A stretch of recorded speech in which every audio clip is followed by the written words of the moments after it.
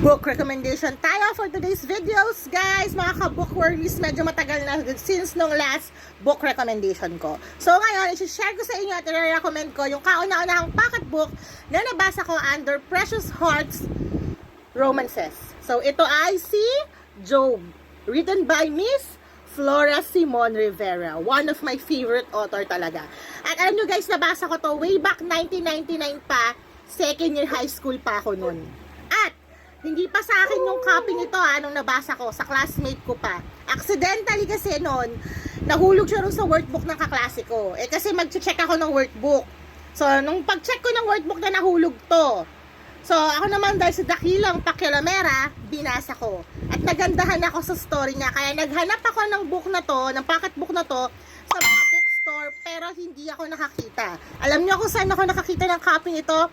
Doon sa mga nagpaparent ng pocket book. So, kailangan ko i-rent para magkaroon ako ng copy nito. Pero, kailangan ko rin ibalik.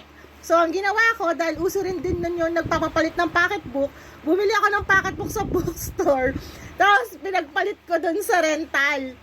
Nakipagpalit ako, nakipag-swap ako ng pocket book para makakuha ko ng copy nito.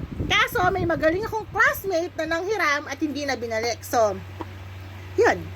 Nawala rin sa akin yung copy nito. But luckily, nakahanap ako ng copy nito sa isa sa mga ka-sis ko na bookseller din dito sa Blue App. Si HDCP. Nakahanap ako ng copy sa kanya.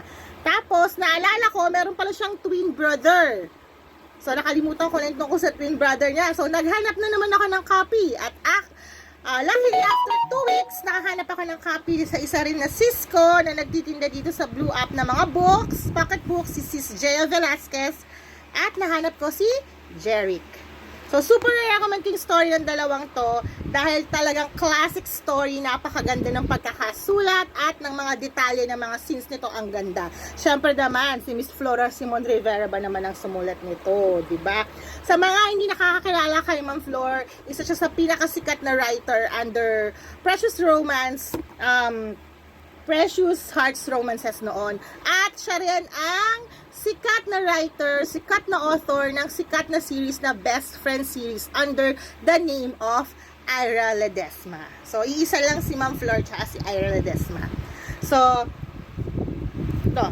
Sa mga gusto at naghahanap ng magandang mababasa, recommend ko sa inyo to. Si Job at si Jeric. So, tungkol to dun sa dalawang magkapatid na naatasan ng kanilang tatay na protektahan yung dalawang tagapagmana.